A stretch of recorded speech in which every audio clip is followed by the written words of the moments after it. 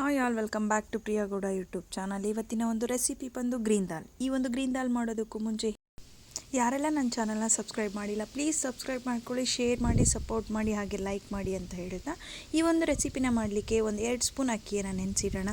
So ಅದಾದಮೇಲೆ ನಾನು ತೊಗೊಂಡಿರ್ತಕ್ಕಂಥ ingredients 2 ಎಲೆ ಪಾಲಕ್, ಬಸಳೆ ಸೊಪ್ಪು, 2 ಎಲೆ ಒಂದೆಲ್ಗ, ಕರಿಬೇವು, ಅರ್ಧ ಟೊಮೆಟೊ, ಅರ್ಧ ಈರುಳ್ಳಿ, 1-2 ಬೆಳ್ಳುಳ್ಳಿ ಎಸ್ಲು.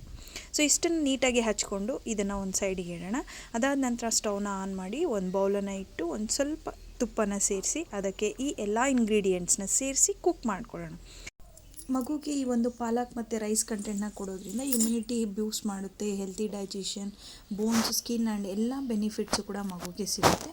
ಹಾಗೆ ಈ ಒಂದು ರೈಸ್ ಕಂಟೆಂಟಿಂದ carbohydrates provide to energy, babies and protein, calcium, B vitamin ಕೂಡ ಮಗುಗೆ ಸಿಗುತ್ತೆ. ಸೊ ಹಾಗಾಗಿ ಈಗ ಬಾಯ್ಲ್ ಆಗಿರ್ತಕ್ಕಂಥ ಈ ಒಂದು ಇಂಗ್ರೀಡಿಯೆಂಟ್ಸ್ನ ನೀಟಾಗಿ ಗ್ರೈಂಡ್ ಮಾಡ್ಕೊಳ್ಳೋಣ. ನಂತರ ನೆನೆಸಿರ್ತಕ್ಕಂಥ ಅಕ್ಕಿಯನ್ನು ಕೂಡ ನೀಟಾಗಿ ಗ್ರೈಂಡ್ ಮಾಡಿಕೊಂಡು ಒಂದು ಬೌಲ್ಗೆ ತಗೊಳ್ಳೋಣ. ಈಗ ಇದಕ್ಕೆ ಬೇಕಾದರೆ ಸ್ವಲ್ಪ ನೀರನ್ನು ಆ್ಯಡ್ ಮಾಡ್ಕೊಳ್ಬೇಕು.